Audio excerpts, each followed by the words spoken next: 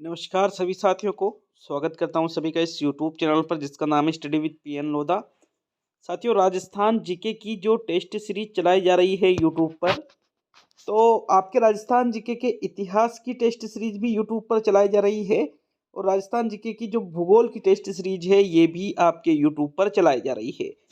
भूगोल का जो गोल्डन पेपर नंबर 12 है, सुबह 8:30-9 बजे के लगभग मैंने अपलोड कर दिया था साथियों यूट्यूब पर। पहला टेस्ट था वो आज का, और यूट्यूब पर आज का जो दूसरा टेस्ट है राजस्थान के इतिहास का, ये अब आपके लिए अपलोड किया जा चुका है। देखिए, टोटल यहाँ पर आपको 25 इतिहास के प्रश्न देखने को मिलेंगे और ये जो इतिहास का टेस्ट है ये टेस्ट नंबर 5 है साथियों। बिल्कुल सेकंड ग्रेड की शिक्षक भर्ती और REET mains 2023 level 1 plus level 2 के लिए बेहद ही उपयोगी टेस्ट साबित होगा। बहुत ही अच्छे क्वालिटी वाले प्रश्न आपको यहाँ पर देखने को मिलेंगे।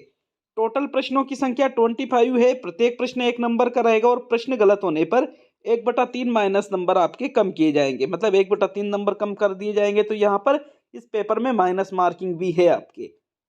शुरू करेंगे आज के इस वीडियो को साथियों। पिछले 4 जो टेस्ट है उनकी मैंने प्लेलिस्ट बना रखी है, तो आप प्लेलिस्ट पे जाकर पिछले चारों टेस्ट आप इतिहास के अटेंड कर सकते हो। पहला प्रश्न देखेंगे मित्रों। प्रश्न संख्या 1 में क्या पूछ रहा है, किस समाचार पत्र के माध्यम से विजय सिंह पथिक ने बिजोलिया किसान आंदोलन को पूरे भारत में चर्चित बनाया था? प्रताप, केसरी, मराठा और यंग इंडिया। तो समाचार पत्र का नाम आपसे पूछा गया है प्रश्न नंबर 1 में कि वो समाचार पत्र कौन सा था जिसके माध्यम से विजय सिंह पथिक के द्वारा जो बिजोलिया किसान आंदोलन हुआ था साथियों, इस बिजोलिया किसान आंदोलन को पूरे भारत में इन्होंने चर्चित बना दिया था। तो उस समाचार पत्र का नाम है मित्रों प्रताप। कौन सा समाचार पत्र था वो? प्रताप नामक समाचार पत्र था, जिसमें इन्होंने बिजोलिया किसान आंदोलन से संबंधित घटनाओं को प्रकाशित किया। और ये जो समाचार पत्र है इसके माध्यम से ही बिजोलिया किसान आंदोलन पूरे भारतवर्ष में चर्चित बन गया था। तो पहला विकल्प आपके पहले प्रश्न का सही उत्तर है।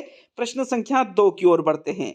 देखिएगा, दूसरा प्रश्न देखेंगे। आप सभी को बता दूं कि सुबह मैंने 8 बजे जो ऐप है स्टडी विद पीएन लोधा नाम से, इसमें 149 वाला जो कोर्स है साथियों, इसमें आज का जो फर्स्ट टेस्ट है सुबह मैंने 8:30 बजे के लगभग ही हिंदी का जो सब्जेक्ट का अभी आपसे आपके टेस्ट करवाए जा रहे हैं। तो 149 वाले कोर्स में हिंदी का टेस्ट नंबर 8 उपसर्ग एवं प्रत्यय के 40 प्रश्नों का पेपर ऐप पर अपलोड कर दिया था साथियों। और अब आपके जो 99 वाला कोर्स है राजस्थान जीके का, राजस्थान अध्ययन कक्षा 6 से 12वीं तक का, तो उसमें कक्षा 6, 7, 8, 9 की किताबें तो पूरी हो चुकी है। 10वीं की किताब का जो अध्याय 3 है साथियों, 10वीं जल संरक्षण वाला है, जो रीड मेंस के लिए भी बेहद उपयोगी है और सेकंड ग्रेड के लिए भी बेहद उपयोगी है। तो उसका जो टेस्ट है वो आज का द्वितीय टेस्ट रहेगा। और ऐप पर आज का जो तीसरा टेस्ट आएगा वो आएगा विज्ञान का, ठीक है ना। विज्ञान का तत्व यौगिक के मिश्रण, इस टॉपिक से आपके 30 प्रश्न आपको ऐप पर जो 149 वाला कोर्स है इस पे उपलब्ध हो जाएगा। तो आज जो 3 टेस्ट ऐप पर डाले जाएंगे उनका शेड्यूल इस प्रकार है। एक टेस्ट ऑलरेडी डल चुका है, दूसरा तीसरा भी मैंने, दूसरा राजस्थान अध्ययन का आएगा और तीसरा आपके विज्ञान का आएगा साथियों। विज्ञान लेवल 2 और लेवल 1 में भी है तत्व यौगिक वाला मिश्रण वाला टॉपिक, तो दोनों लेवल के लिए वो भी उपयोगी रहेगा। तो चलिए दूसरा प्रश्न देखेंगे। देखो, ऐप डाउनलोड का लिंक मैंने कमेंट बॉक्स में भी दे रखा है और आप प्ले स्टोर पे जाकर भी ऐप को डाउनलोड कर सकते हो साथियों।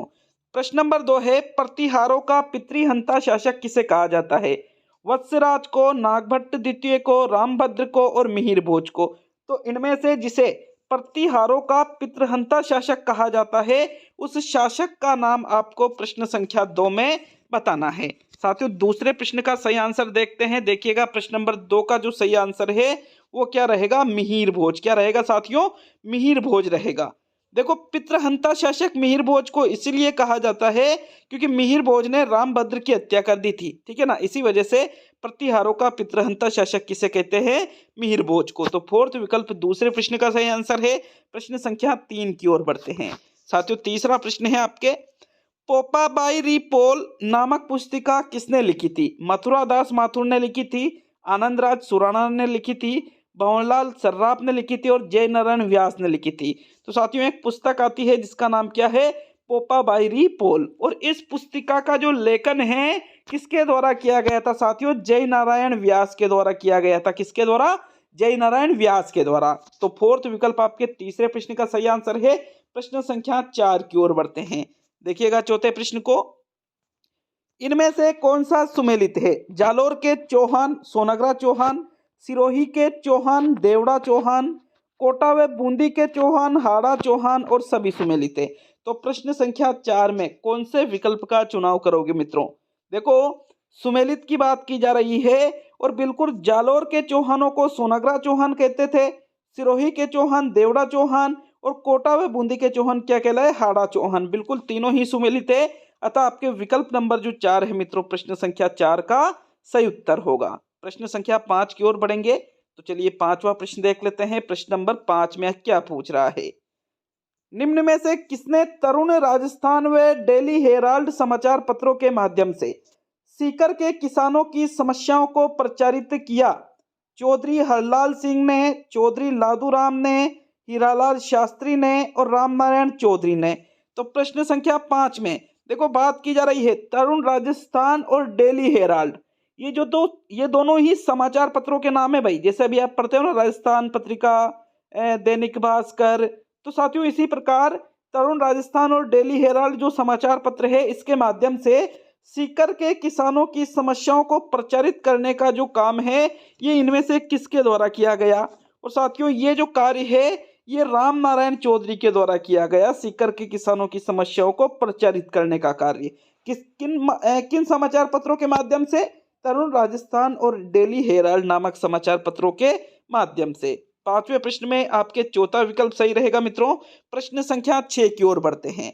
देखो बिल्कुल ईमानदारी से कमेंट करना 25 में से कितने प्रश्न आपने सही किए हैं, ठीक है ना।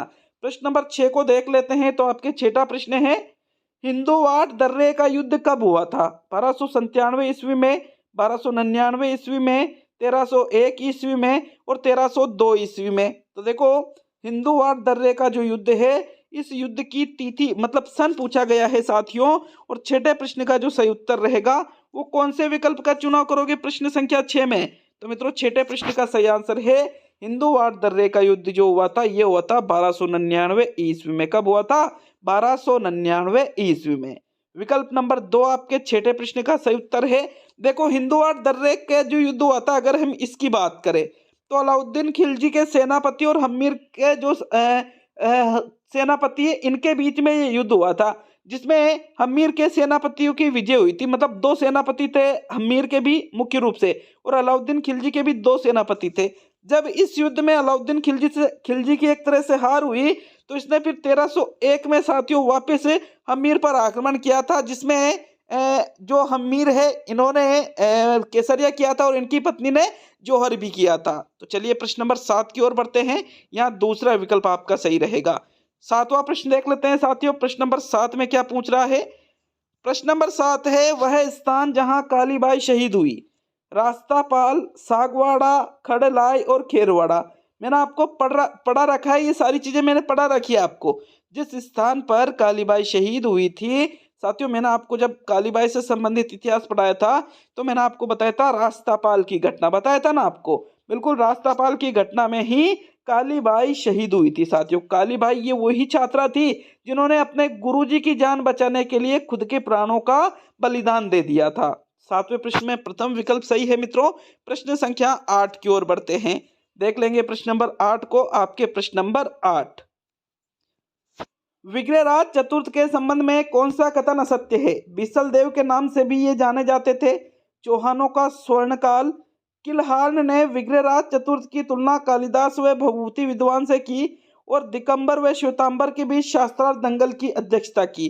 तो साथियों यहाँ पर विग्रहराज चतुर्थ के संबंध में जो आपको गलत लग रहा है उसका चयन आपको प्रश्न संख्या 8 में करना है। 8वें प्रश्न का सही आंसर देख लेते हैं साथियों। प्रश्न संख्या 8 का जो सही उत्तर है वो रहेगा आपके विकल्प नंबर 4। चौथा विकल्प कैसे सही रहेगा? क्योंकि ये कह रहा है कि दिगंबर व श्वेतांबर के बीच शास्त्रार्थ दंगल की इन्होंने अध्यक्षता की, तो ये गलत है। क्यों है? क्योंकि दिगंबर व श्वेतांबर के बीच जो शास्त्रार्थ दंगल हुआ था उसकी अध्यक्षता विग्रहराज चतुर्थ ने नहीं की थी, बल्कि उसकी जो अध्यक्षता है वो अजय राज ने की थी। किसने की थी? अजय राज ने। इसी वजह से चौथा विकल्प आपके प्रश्न 8 का सही उत्तर है। बाकी क्योंकि यह सत्य कथन है। बाकी बिसल देव के नाम से भी विग्रहराज चतुर्थ को जाना जाता था और चौहानों का स्वर्णकाल इनके समय को माना जाता है। और किल्हार ने विग्रहराज चतुर्थ की तुलना किससे की? कालिदास और भवभूति विद्वान से साथियों। तो ये तीनों कथन तो सत्य है। कौन से कथन को छोड़कर? चौथे कथन को छोड़कर। ये चौथा कथन क्या है? असत्य है। तो 8वें प्रश्न में चौथा विकल्प सही है। प्रश्न 9 की ओर बढ़ेंगे साथियों। 9वां प्रश्न देख लेते हैं। देखिएगा प्रश्न नंबर 9 को। निम्न में से कौन सा शिलालेख चौहान राजवंश की वंशावली के बारे में जानकारी उपलब्ध कराता है? राय सिंह शिलालेख, आबू का अचलेश्वर शिलालेख, दिलवाड़ा का शिलालेख और बिजोलिया का शिलालेख। तो 9वें प्रश्न का सही उत्तर बताइए मित्रों। प्रश्न संख्या 9 में कौन सा विकल्प आपको सही लग रहा है? जो शिलालेख चौहान राजवंश की वंशावली के बारे में बताता है, वो जो शिलालेख है उसका नाम आपको प्रश्न संख्या 9 में बताना है। और 9वें प्रश्न का जो सही उत्तर है वो रहेगा विकल्प नंबर 4। जो बिजोलिया का शिलालेख है साथियों, बिल्कुल बिजोलिया का शिलालेख ही ये बताता है कि चौहान राजवंश की जो उत्पत्ति है कहाँ से हुई, इसमें कौन कौन से शासक रहे। तो फोर्थ विकल्प आपके 9वें प्रश्न में सही है। प्रश्न संख्या 10 की ओर बढ़ेंगे। 10वां प्रश्न देख लेते हैं। देखिए प्रश्न नंबर 10 है, कछवाहा वंश की प्रथम राजधानी थी दौसा, जमवारामगढ़, आम्बेर और जयपुर। तो इनमें से कछवाहा वंश की जो प्रथम राजधानी थी उसका चयन आपको प्रश्न संख्या 10 में करना है। और मित्रों 10वें प्रश्न का सही आंसर देख लेते हैं। बिल्कुल आपके कछवाहा वंश की जो प्रथम राजधानी थी ये कौन सी थी? दौसा थी। कौन सी थी? दौसा थी साथियों। पहला विकल्प आपके 10वें प्रश्न में सही उत्तर होगा। प्रश्न संख्या 11 की ओर बढ़ेंगे साथियों। 11वां प्रश्न देखेंगे। प्रश्न नंबर 11, एके आंदोलन किसने आरंभ किया? मोतीलाल तेजावत ने, गोविंद गिरी ने, विजय सिंह पथिक ने और जय नारायण व्यास ने। तो जिसके द्वारा एके आंदोलन आरंभ किया गया उनका नाम आपको 11वें प्रश्न में बताना है। और साथियों 11वें प्रश्न का सही आंसर देखें, कौन से विकल्प का चुनाव करोगे प्रश्न 11 में? तो राइट आंसर देख लेते हैं प्रश्न नंबर 11 का। देखिएगा एके आंदोलन की जो शुरुआत है ये मोतीलाल तेजावत के द्वारा की गई थी साथियों। किसके द्वारा की गई थी? मोतीलाल तेजावत के द्वारा। विकल्प 1 11वें प्रश्न का सही उत्तर है। प्रश्न संख्या 12 की ओर बढ़ेंगे साथियों। 12वां प्रश्न है, देखो एक चीज है कि अगर आप 25 में से 20 प्रश्नों को सही करते हो तो आपकी फिलहाल तैयारी अच्छी चल रही है राजस्थान इतिहास की, ठीक है ना। राजस्थान का भूगोल भी कवरेज करवाया जा रहा है, राजस्थान का इतिहास भी कवरेज कराया जा रहा है। सब्जेक्ट के टेस्ट आपको ऐप पर रोजाना उपलब्ध कराए जा रहे हैं। हिंदी यूं मान लीजिए जो लेवल 2 और लेवल 1 की जो हिंदी है, भाई जो हिंदी लेवल 2 में है, लेवल 2 में तो ज़्यादा है, तो जो टॉपिक लेवल 1 के हैं वो आप इसमें से लेवल 2 का जो डाल रहा हूँ मैटर, भाई संधि है तो आपके भी संधि है, समास है तो आपके भी समास है, तो जो कॉमन टॉपिक है प्रश्न तो वही रहेंगे ना। तो बिल्कुल लेवल 2 और लेवल 1 के लिए हिंदी आने वाले 15 दिनों में आपके पूरी हो जाएगी। रेगुलर टेस्ट आ रहे हैं हिंदी के। और रही बात अब एसएसटी की और साइंस की, तो भाई एसएसटी और साइंस में टाइम लगेगा, लगभग 25 से 30 दिन लगने ही वाले हैं साथियों पूरा होने में, क्योंकि आपके थोड़ा मैटर ज़्यादा है, ठीक है ना। तो चलिए प्रश्न संख्या 12 को देखते हैं। 12वां प्रश्न क्या है? इनमें से बेमेल कथन है, एशिया की सबसे बड़ी तोप जयगढ़ दुर्ग में, सिसोदिया रानी का महल निर्माण ईश्वरी सिंह ने, राजमहल का युद्ध 1747 में देवली टोक में हुआ और बगरू का युद्ध 1748 ईस्वी में जयपुर में हुआ। तो जो कथन आपको बेमेल लग रहा है, मतलब गलत लग रहा है, उसका चयन आपको प्रश्न संख्या 12 में करना है साथियों। 12वें प्रश्न का सही आंसर देख लेते हैं। कौन सा विकल्प आपका सही रहेगा? विकल्प नंबर 2 सही रहेगा, क्योंकि सिसोदिया रानी का जो महल है इसका निर्माण ईश्वरी सिंह ने तो नहीं करवाया था साथियों। शायद इसका जो निर्माण है ध्यान नहीं आ रहा है, जयसिंह के द्वारा करवाया गया शायद, बिल्कुल क्लियर नहीं है, थोड़ा सा डाउट है मुझे भी इस पे, है ना। लेकिन ईश्वरी सिंह ने तो नहीं करवाया। बाकी एशिया की सबसे बड़ी तोप जयबान है और जयगढ़ दुर्ग में स्थित है साथियों, ठीक है ना। राजमहल का युद्ध 1747 ईस्वी में ही हुआ था, कहां पर? देवली टोक में। और बगरू का युद्ध 1748 ईस्वी में होता, कहां पर? जयपुर में। तो बिल्कुल ये कथन सत्य है दूसरे विकल्प को छोड़कर। इसी वजह से 12वें प्रश्न में सेकंड विकल्प आपका उत्तर होगा। प्रश्न संख्या 13 की ओर बढ़ेंगे साथियों। 13वां प्रश्न है, गोसुंडी शिलालेख में कौन सी भाषा प्रयुक्त की गई है? प्राकृत भाषा, हिंदी भाषा, संस्कृत भाषा और राजस्थानी भाषा। तो जो गोसुंडी शिलालेख है इसमें जिस भाषा का प्रयोग किया गया है उस भाषा के बारे में आपको 13वें प्रश्न में बताना है साथियों। 13वें प्रश्न का सही उत्तर देख लेते हैं। गोसुंडी शिलालेख में संस्कृत भाषा का प्रयोग किया गया है। कौन सी भाषा का? संस्कृत भाषा का। तो थर्ड विकल्प आपके 13वें प्रश्न का सही उत्तर होगा मित्रों। प्रश्न संख्या 14 की ओर बढ़ेंगे। 14वें प्रश्न में क्या पूछ रहा है, जहांगीर का सबसे विश्वास पात्र राजपूत शासक कौन था इनमें से? दलपत सिंह था, राय सिंह था, सूर सिंह था और कर्ण सिंह था। तो जहांगीर का सबसे विश्वास पात्र शासक की बात की जा रही है साथियों। 14वें प्रश्न में सही आंसर देखें कौन सा विकल्प सही रहेगा। प्रश्न 14 में विकल्प नंबर 1, 2, 3, 4 में से सही आंसर है आपके विकल्प नंबर 2। राय सिंह को जहांगीर का सबसे विश्वास पात्र राजपूत शासक माना जाता था। एक तरह से आप यूं भी कह सकते हो कि जो राय सिंह है ये मुगल साम्राज्य का स्तंभ कहा जाता था साथियों, ठीक है ना। और राय सिंह को ही राजपुताने के कर्ण की संज्ञा दी गई थी। कौन था राजपुताने का कर्ण? राय सिंह। मुगल साम्राज्य का स्तंभ भी इनको कहा जाता था और बिल्कुल ये जहांगीर का सबसे विश्वास पात्र राजपूत शासक था। तो सेकंड विकल्प आपके 14वें प्रश्न का सही उत्तर है।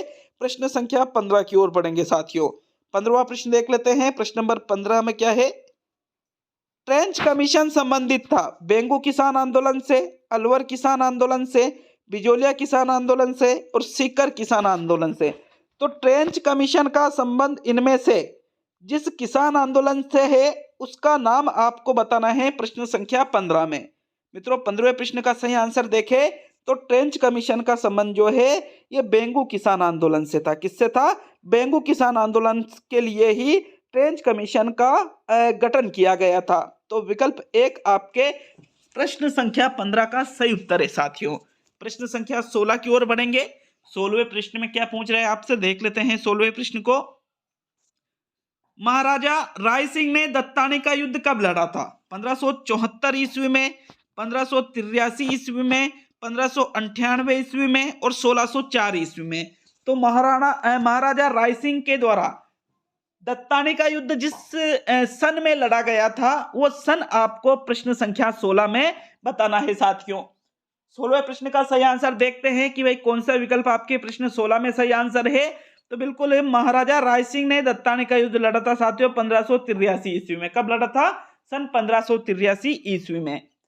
सेकंड विकल्प सही है 16वें प्रश्न का। प्रश्न संख्या 17 की ओर बढ़ेंगे। 17वां प्रश्न देख लेते हैं। प्रश्न नंबर 17 है, राजस्थान एकीकरण से संबंधित प्रश्न है ये कि जो राजस्थान का एकीकरण हुआ था तो कितने चरणों में हुआ? 7 चरणों में हुआ। इसका जो दूसरा चरण था साथियों, इसका निर्माण 25 मार्च 1948 ईस्वी को हुआ। इसमें महाराज प्रमुख किसे बनाया गया? विकल्प देखिएगा, धौलपुर के महाराजा को, करौली के महाराजा को, महाराव कोटा को और सिरोही के महाराजा को। तो महाराज प्रमुख की बात की जा रही है। जो द्वितीय चरण हुआ था राजस्थान के एकीकरण का 25 मार्च 1948 ईस्वी को, महाराज प्रमुख किसको बनाया गया था? आपसे प्रश्न नंबर 17 में ये पूछ रहा है साथियों। सही आंसर देख लेते हैं प्रश्न नंबर 17 का। कौन सा विकल्प सही रहेगा? आपके विकल्प नंबर 3 सही रहेगा। महाराव कोटा को ही महाराज प्रमुख बनाया गया था साथियों द्वितीय चरण के। विकल्प 3 आपका प्रश्न 17 का सही उत्तर है। प्रश्न संख्या 18 की ओर बढ़ेंगे साथियों। 18वां प्रश्न देख लेते हैं। देखिएगा प्रश्न नंबर 18 को, इनमें से किस राजपूत शासक ने मुगलों के विरुद्ध निरंतर स्वतंत्रता का संघर्ष जारी रखा और समर्पण नहीं किया? बीकानेर के राजा राय सिंह, मारवाड़ के राव चंद्रसेन, आमेर के राजा भारमल और मेवाड़ के महाराणा अमर सिंह। तो भाई ऐसा है, बीकानेर के राजा राय सिंह, चंद्रसेन, भारमल और अमर सिंह। तो इनमें से मेवाड़ के अमर सिंह ने तो संधि कर ली थी, तो फिर ये आपका आंसर नहीं होगा। भारमल भी इनके अधीन था मुगलों के, तो ये भी आपका आंसर नहीं है। लेकिन मारवाड़ के जो राव चंद्रसेन थे, कौन थे? मारवाड़ के राव चंद्रसेन। इनसे संबंधित एक और प्रश्न बनाया गया है इस टेस्ट में, तो मैं ज्यादा बताऊंगा नहीं राव चंद्रसेन के बारे में, ताकि नहीं तो फिर उस प्रश्न का मजा नहीं आएगा। मारवाड़ के राव चंद्रसेन थे जिन्होंने मुगलों की अधीनता स्वीकार नहीं की थी साथियों।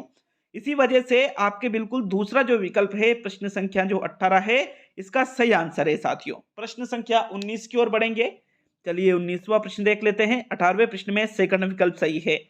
19वां प्रश्न है आपके, राजस्थान में 1857 की क्रांति किस स्थान से आरंभ हुई थी? नसीराबाद से आरंभ हुई थी, एरिनपुरा से आरंभ हुई थी, भरतपुर से आरंभ हुई थी या सिरोही से आरंभ हुई थी? तो जो 1857 का जो विप्लव हुआ था, मतलब 1857 की जो क्रांति हुई थी, ये जिस स्थान से आरंभ हुई थी वो स्थान आपको प्रश्न संख्या 19 में बताना है। साथियों 19वें प्रश्न का सही आंसर देखें तो नसीराबाद से। कहां से? नसीराबाद। कहां पर था? अजमेर में। बिल्कुल नसीराबाद से ही 1857 की क्रांति आरंभ हुई थी राजस्थान में। विकल्प एक आपके 19वें प्रश्न का सही उत्तर है मित्रों। प्रश्न संख्या 20 की ओर बढ़ेंगे। चलिए 20वां प्रश्न देख लेते हैं। प्रश्न नंबर 20 है, रावचंद्र सेन के संबंध में असत्य कथन है। विकल्पों को देखिएगा, विस्मृत नायक, सांगा का अग्रगामी, मारवाड़ का प्रताप और इनमें से सभी सत्य है। तो रावचंद्र सेन के बारे में जो कथन आपको असत्य लग रहा है, मतलब गलत लग रहा है, उसका चयन आपको प्रश्न संख्या 20 में करना है। साथियों 20वें प्रश्न में कौन से विकल्प का चुनाव करोगे?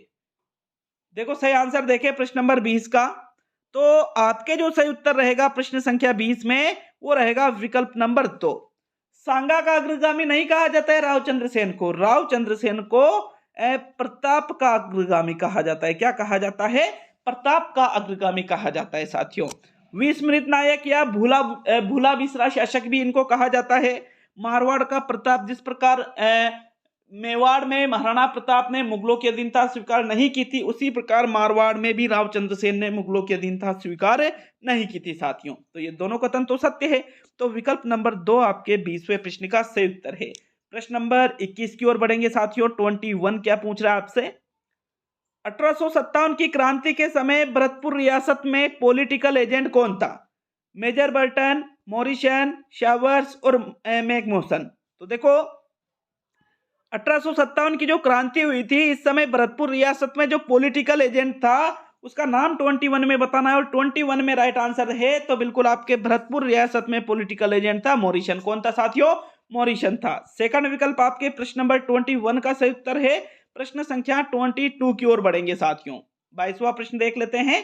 देखिएगा प्रश्न संख्या 22 में क्या पूछ रहा है? यूनानी देवता अपोलो चित्र युक्त 6 मुद्राएं कहां मिली? गणेश्वर सभ्यता में मिली, आहड़ सभ्यता में मिली, गिलुंड सभ्यता में मिली और बालातल सभ्यता में मिली। तो यूनानी देवता थे, उनके अपोलो चित्र युक्त 6 मुद्राएं जो हैं साथियों, वो जिस सभ्यता में मिली है उस सभ्यता का नाम 22वें प्रश्न में बताना है। और 22वें प्रश्न का सही उत्तर है साथियों आपके विकल्प नंबर 2, जो आहड़ सभ्यता थी। कौन सी सभ्यता थी? आहड़ सभ्यता। कहां पर है? उदयपुर में। कहां? उदयपुर में। बिल्कुल यहीं पर यूनानी देवता अपोलो चित्र युक्त 6 मुद्राएं मिली थी। तो सेकंड विकल्प आपके 22वें प्रश्न का सही आंसर है। प्रश्न नंबर 23 की ओर बढ़ेंगे साथियों। 23वें प्रश्न में क्या पूछ रहा है आपसे? देखिएगा 23 को 1857 ईस्वी के विप्लव के समय राजपुताना रेजिडेंसी में एजेंट टू गवर्नर जनरल कौन था? Major Burton, William Eden, captain Showers और पैट्रिक लॉरेंस। 23 का उत्तर बताओ, कौन से विकल्प का चुनाव करोगे 23 में? तो देखो 1857 ईस्वी की जो क्रांति हुई थी उस समय राजपुताना रेजिडेंसी का मतलब यहाँ राजस्थान की बात की जा रही है, और यहाँ का एजेंट टू गवर्नर जनरल मतलब एजीजी पढ़ाया था ना मैंने। कौन था? एजीजी साथियों। तो आपके प्रश्न संख्या 23 का उत्तर है पैट्रिक लॉरेंस। कौन था यहाँ का एजीजी? पैट्रिक लॉरेंस था। अब एजीजी अब फिर उसके नीचे फिर पीए की पॉलिटिकल एजेंट की नियुक्ति करता था। तो फोर्थ विकल्प आपके 23 का सही उत्तर है। चलिए आगे बढ़ेंगे 24 की तरफ। 24वां जो सेकंड लास्ट प्रश्न है, अंतिम दौर में चल रहे हैं आज के इस टेस्ट के हम। तो अच्छा लगा वीडियो तो वीडियो को लाइक शेयर करिएगा, और चैनल पर नए हो तो चैनल को सब्सक्राइब करके जरूर जाइएगा साथियों। 24वां प्रश्न है, राजस्थान की कौन सी देशी रियासत ने ब्रिटिश सरकार के साथ सबसे अंत में प्रत्यर्पण संधि की? सिरोही रियासत ने, कोटा रियासत ने, जैसलमेर रियासत ने और भरतपुर रियासत ने। तो इनमें से जिस रियासत ने 1857 की क्रांति, क्या ये तो ब्रिटिश सरकार के साथ सबसे अंत में प्रत्यर्पण संधि से संबंधित प्रश्न है, तो उस रियासत का नाम कौन सा है साथियों? वो रियासत है जैसलमेर रियासत, जिसने ब्रिटिश सरकार के साथ सबसे अंत में प्रत्यर्पण संधि की थी। थर्ड विकल्प 24 का सही उत्तर है। अब आज का अंतिम और 25वां प्रश्न देख लेते हैं साथियों। ऐप को डाउनलोड आज तक भी नहीं कर रखा है तो निश्चित रूप से ऐप को डाउनलोड जरूर करें, और कोर्स ज्वाइन नहीं करा है तो कोर्स ज्वाइन एक बार करके देखिए। सिर्फ एक ही बार फीस पे करनी होगी एग्जाम तक, और किसी भी प्रकार की फीस नहीं होगी। गिलुण सभ्यता के अवशेष किस युग के हैं?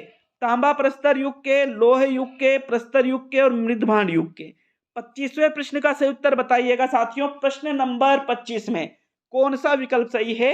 गिलुण सभ्यता के जो अवशेष है ये किस युग के हैं? तो सही आंसर देख लेते हैं। बिल्कुल ईमानदारी से कमेंट करना 25 में से आपने कितने प्रश्नों को सही किया है। अच्छा लगे वीडियो तो लाइक शेयर भी करके जरूर जाइएगा साथियों। सही आंसर देखें तो गिलुन सभ्यता जो है ये इसके जो अवशेष है वो किस युग के है? तांबा प्रस्तर युग के है भाई। किस युग के है? तांबा प्रस्तर युग के। विकल्प नंबर 1 आपके 25 का सही आंसर है। कंप्लीट होता है आपके इतिहास का गोल्डन पेपर नंबर 5। कैसा लगा कमेंट करके बताइएगा साथियों। मिलते हैं अगले वीडियो में। बहुत बहुत धन्यवाद सभी का वीडियो को पूरा देखने के लिए।